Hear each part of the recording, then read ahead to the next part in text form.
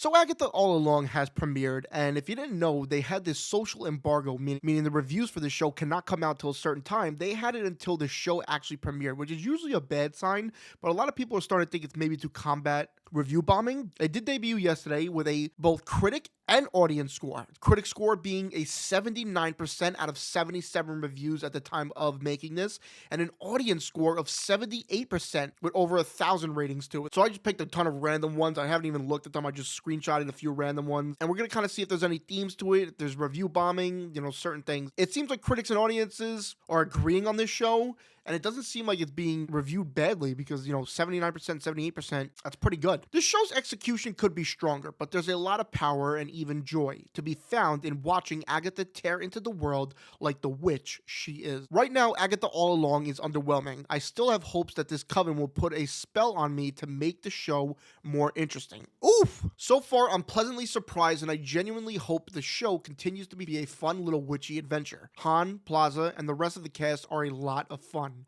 and the pieces are in place for a fresh new story in the MCU. Although it remains an audibly Han show, you can't take your eyes off her as she is constantly edges up against scenery chewing without ever going too far. She is surrounded by excellence. So the early reviews from the people who saw it on Twitter and everything, they were saying the cast was magnificent. You like what I used there? Magnificent. They were saying Aubrey Plaza and Catherine Hahn together were great together. A pleasant trifle that nothing more than a franchise footnote. I don't even know what that means. Briefly, it seems as if the show is trying to unpack anxieties of middle-aged women, but this is a complete guess. The queer baiting, on the other hand, is more on the nose. Visually cool looking, some fun horror aspects, and an awesome Aubrey Plaza makes this worth checking out at the very least, but so far I'm a bit underwhelmed after 4 episodes. The first 4 episodes of Agatha All Along seem to have a precursor for a lackluster series. If there was ever evidence that the MCU's quality is declining or that Disney Plus TV shows are disappointing, look no further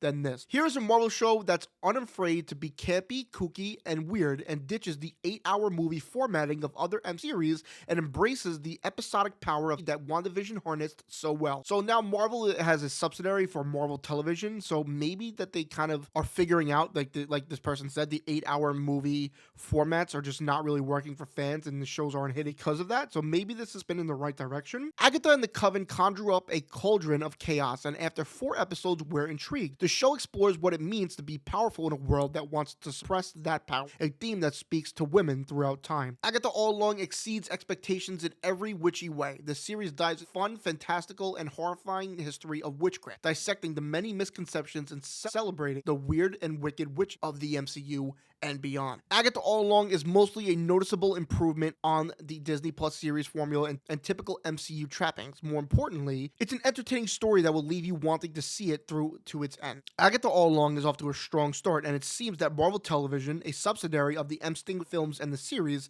has an Emmy contender here. That's high praise. They gave it a 4.5 out of 5. High praise saying it's an Emmy contender. Agatha All Along is one of the few shows where the writing and acting refuse to complement each other. It's a cringeworthy, grating, tedious, and boring spooky fantasy. The wit and originality of WandaVision is largely absent from Agatha All Along. The better-than-expected miniseries has its issues, but gives Agatha a host of new characters to manipulate its deviously fun ways with the clever premise setup. So those are all of the critics that I kind of went through. Now we're going to go into the section of the video where we go fans, the audience score, because you're going to see some more in-depth ones, some more just kind of straightforward, like this is cool or something like that.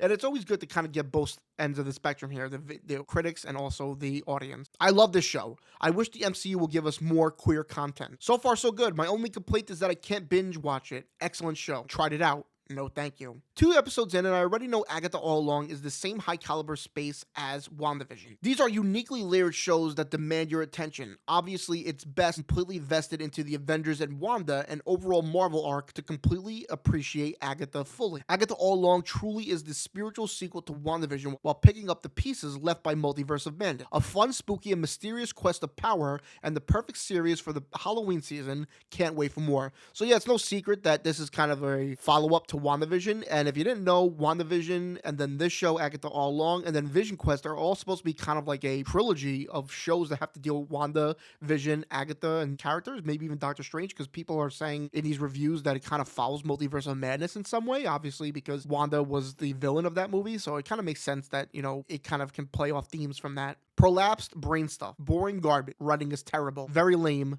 Disney sucked. Now, right off the bat, you're going to see these and be like, people are just review bombing. They're not giving any context of why the show would be bad, why they don't like it. And you could be right in some ways, but you could also be wrong because maybe they just didn't like the show and that's it. I am loving the start of the show, the atmosphere, cinematography, costuming, chemistry with characters, story, mystery, and so much more. I was excited and scared when they first announced this, but now I'm seeing the vision. I am fully on board. My only nitpick is some of the horror moments in episode 2 were shot and edited in a way that isn't too scary. I understand they want to make sure the show is still enjoyable for those who can't handle things getting too scary, so I can forgive that.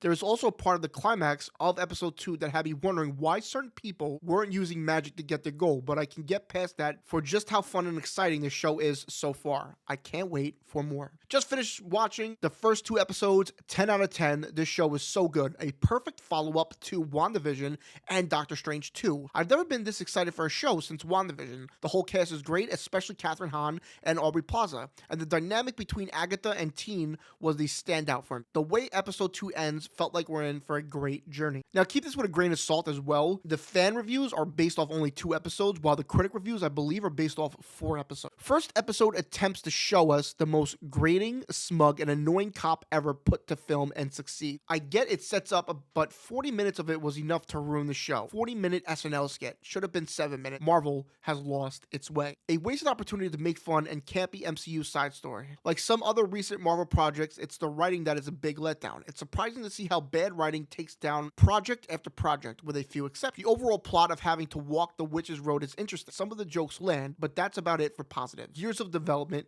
wasted. Worst Marvel TV series ever. Really need to sack the whole people making the decisions at Marvel. LOL. Only men voting 1 star, and I'm sure they didn't even watch it. So we got the accusations that they're review bombing. So far, the show makes a good effort at recreating the mystery vibe of its predecessor, WandaVision. But it's the standout performances by Han, Locke, and Plaza that has me captivated. It already has me asking questions. I'm intrigued to learn, and exploring the lore behind witches in the Marvel Universe is a fun way to kick off the spooky season. Can't help but notice it's all the usual suspects giving us 1.5-star reviews for reasons. We all know who, and we all know why. So if you haven't been following, there's a little bit of issues behind the scenes with this, with, people calling it the gayest project ever. They're kind of following the repeat of Acolyte. So, but it doesn't seem like many people are doing this because, again, it kind of 78%, so more than that's the majority liking the show. In the sea of recent Marvel shows with the sole purpose to serve as a cog in the MCU, this show feels fresh. It has a real personality away from just mechanically repeating the Marvel formula with no thought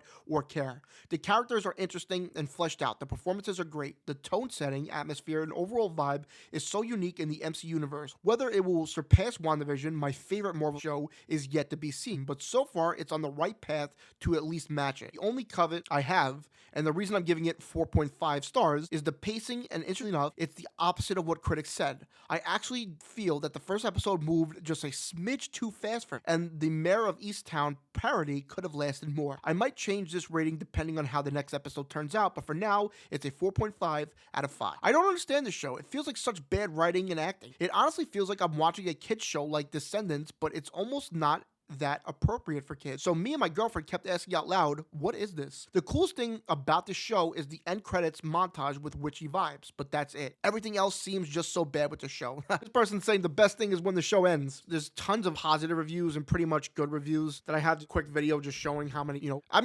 I'm open to the show. Again, I haven't kept it a secret. I'm not too excited about the show, but I'm going in with an open mind, and for the spooky season, it should be a good time. I mean, I have no hopes for the show.